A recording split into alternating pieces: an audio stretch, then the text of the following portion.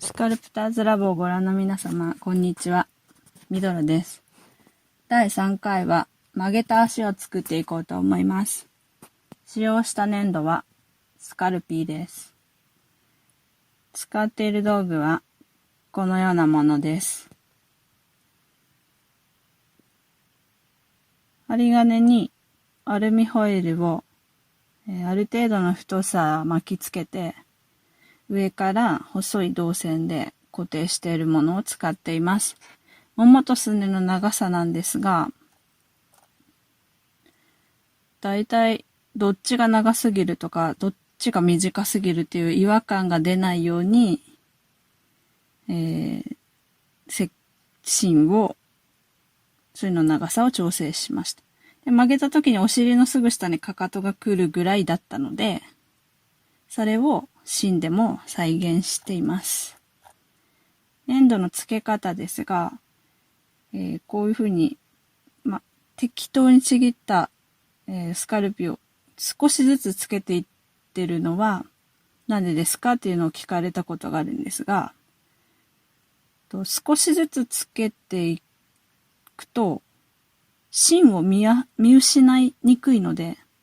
芯が今、粘土のちゃんと中心に来てるかなっていうのが、わかりやすいっていうのもあって、少しずつ芯を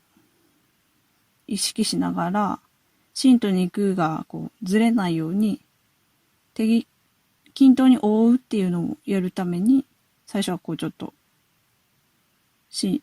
少しずつの分量でつけていってるのかなと思います。あとは、このぐらいつけると、形の変化が見やすいかなっていう、ちょうどいい量を、足の作品のスケールに合わせていつも決めていると思うので、このぐらいの大きさを作るときは、このぐらいずつ持っているよっていうのが動画に出ていると思います。で、太ももとか、ふくらはぎの筋肉の解説なんですが、多分しゃがむとそんなに筋肉の形は太ももは出ないのではないかっていうので、あまりキレッキレには作っていません。でした。で、ふくらはぎの、解説は、もももふくらはぎも曲げているんだけど、これがまっすぐ立った時に、この分量で正しいかなっていうのを、今曲げて、形が潰れているからこういう形になっているけど、分量としては、伸ばした時にも、ちゃんと正しいような分がつけれているかなとか、つけすぎていないかなっていうのを、伸ばした時のこともイメージしながら、つけていったと思います。で、つま先と土踏まずの曲がり方についてはですね、体重がかなりしゃがんでいるので、つま先にかかるので、曲げ具合がちゃんとグイって力がこもっているのがわかるように、はっきりと曲げていったと思います。で、今、お尻のところも肉付けしていますけど、この足をどこで切るかなんですが、片方のお尻丸々作ってしまうと、なんかちょっと変かなって、なんとなく思ったので、お尻全部は作っていませんよっていうのが、ちょっとわかるように、あえて、あえて中途半端なところで、わざと切ったような記憶があります。お尻を多分全部作っちゃうと片方を、かなり終わりが大きくなりすぎるので、それもどうかなと思って、切り方はちょっとかなり悩みました。毎度この人体の一部だけを作る時の切り方っていうのは結構考えさせられて、うまくいっているかは別にして結構悩みどころというか、考えどころですね。で、太ももの潰れた時の形ですけど、こうなっている、ここの形かっこいいなって思ったイラストとか、他の今まで見てきた立体作品とか、あとネットで見た写真とかを思い出しながら、これはまだ途中ですけど、そういう自分が今までいいなって覚えている形をちょっと思い出しながらやっていったと思います。いろんな日頃、このふくらはぎとかの形はもうまだこれからなんですけど、こうしたいなっていうか、いいなって思う形を日頃覚えたりとか、写真をよく見ておくと、こういう時にどうしようかなじゃなくて、こうしたいいんだけどなっていうのは、思い出しやすいかなと思います。で、どこまでが膝で、待って、その前に、太もものこの筋肉は大事っていうところはありますか？ポイントとしては足の内側の方が肉の盛り上がりが出るので、曲げた時の肉のはみ出しというか、それは内側の方が結構出ると思うので、その外側と内側のつける量に差をつけて分かりやすくするっていうのが、差分をつけるっていうのが結構意識したかなと思います。で、今、膝とももをちょっとラインで分けたような作業があったんですけど、今作ってるものを伸ばしたところをイメージしてみて、で、この大臀直筋っていうと、内側広筋っていう筋肉があるんですけど、ももの筋肉が。それが、膝のすぐ上の靭帯というか、四頭筋腱という部位に筋肉がシュッて執着するところまでがももとして意識しています。で、それから先が膝という感じ。動く時の可動域で意識してもいいかなと思います。関節とその他骨、それをつなぐ骨で部位の分け方をイメージするのも有効かなと思います。で、指でなでなでしているのはなぜですかという質問をいただいていますけど、これはヘラで伸ばすよりも、指の指紋がヤスリみたいな、なんて言うんだろう。少し指の表面の指紋が、傷を鳴らすのに役立ってくれたりするので、ヘラでやる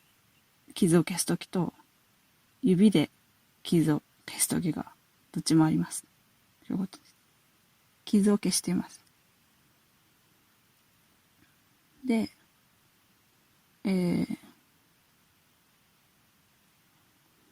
こういうふうに、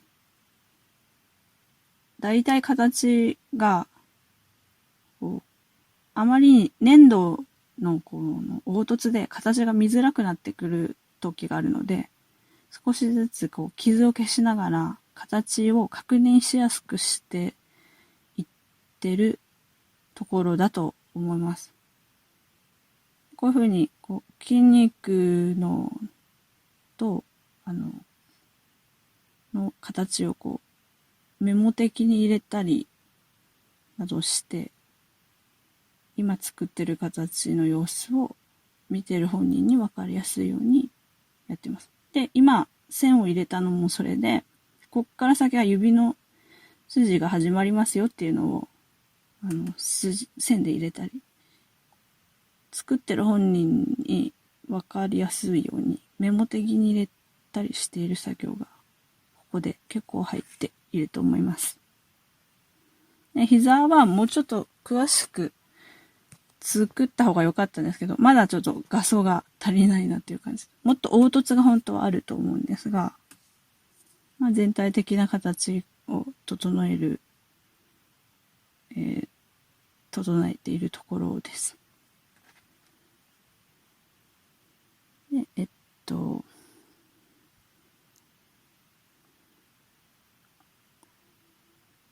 くるぶしの骨について、内側と外側では違うのですかということなんですが、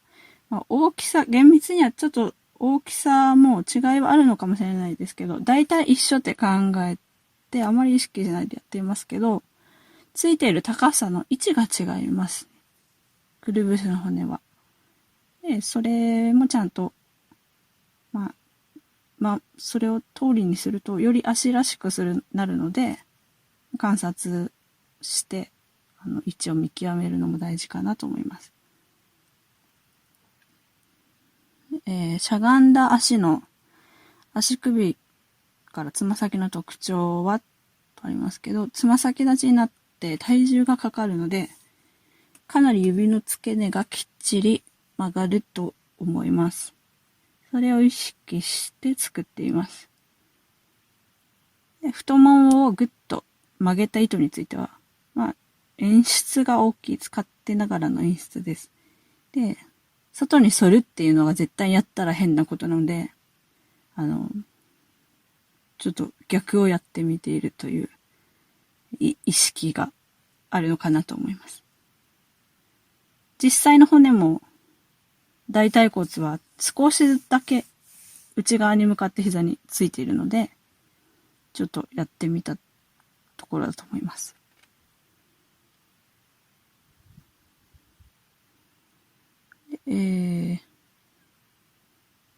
そうですね。大腿骨がしゃがんだらどういう風に出っ張ってくるかなっていうのも写真を見たり、自分でやってみたりとかもして探っている様子です。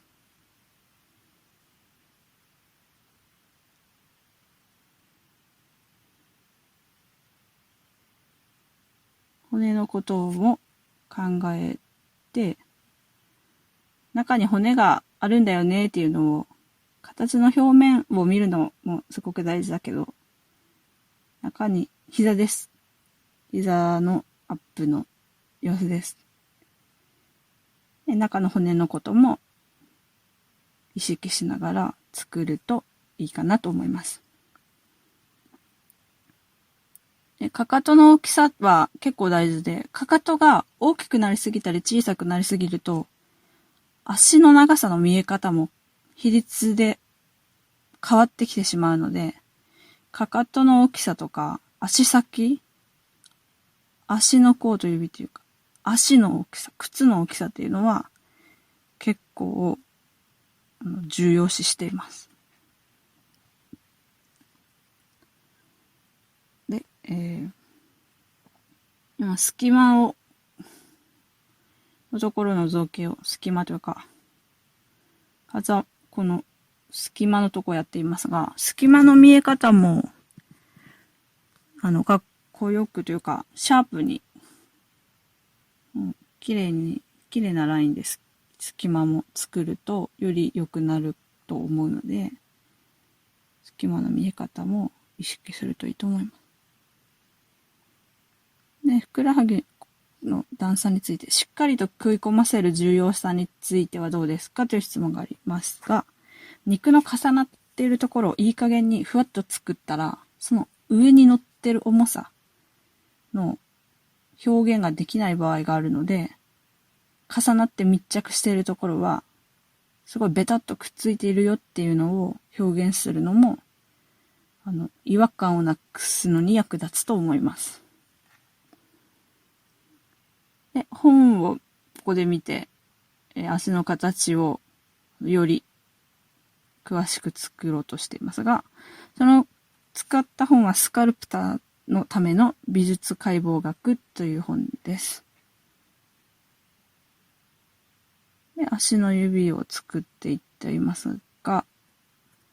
足の指に力が入って着地しているところを、足の指の曲がり方とか、少し大げさに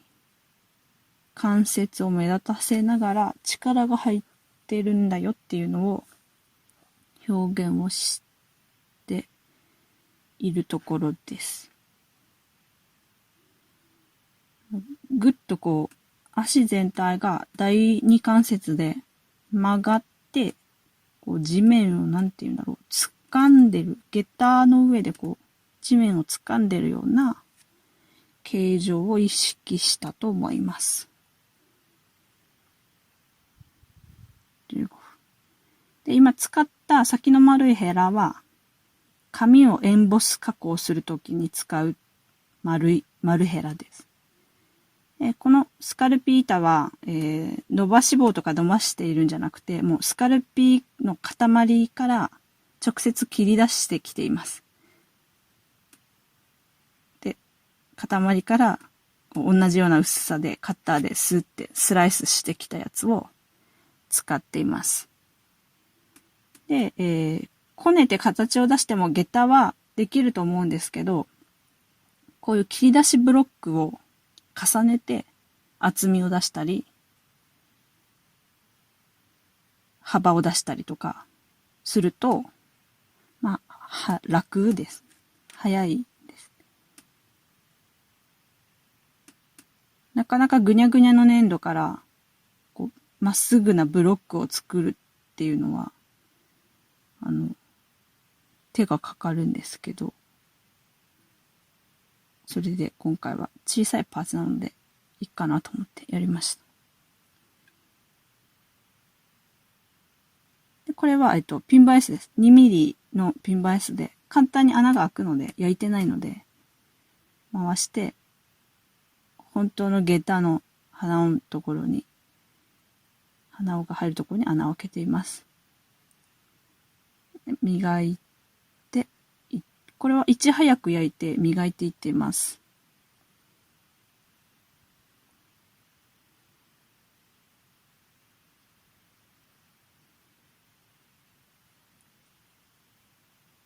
で足を焼いていないのですが、この焼いても硬くなった下駄の上に足をこう密着させて、そこから造形をすると、よりやりやすいと考えたので、先に焼いて、まあ大まかに下駄の土台は、固めて、もう硬化させております。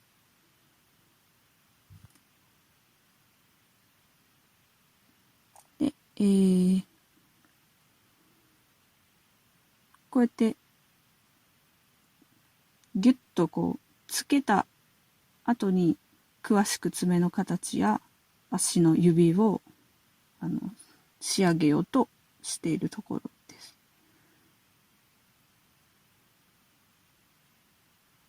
本当に接着してしまう前に、ある程度こうやって、指の形の最後の方の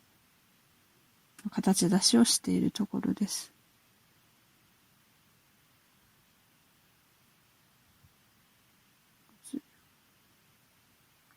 爪をしっかり作っておくと、より指らしく見えるので、いつも必ず、どんなに細かくても、爪のディティールは位置を入れるようにしています。で、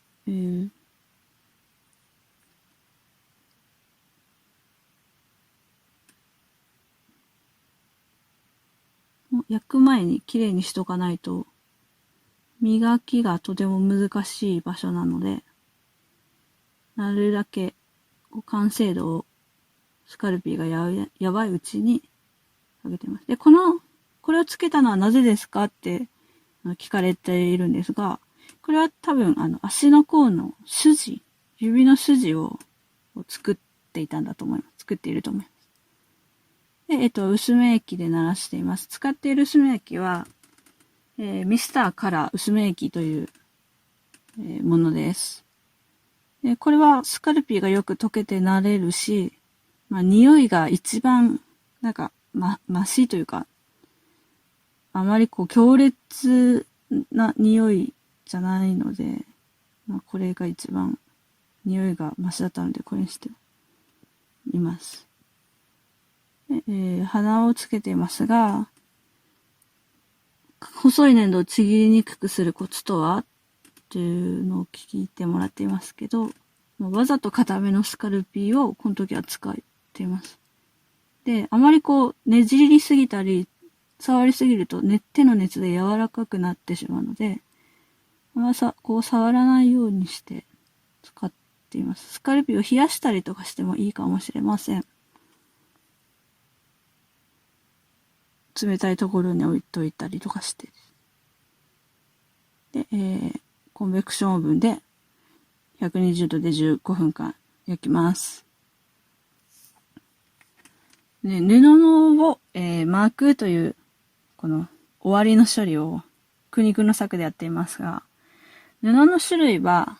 毛羽立ちが少ないものだったら何でもいいと思いますし、あと薄いと、こう、シワの表現とかも細かくつけれるので、薄い麻を、どっかから見つけてきて、コットンですかね。使いました。ラッカーパテを上から塗っています。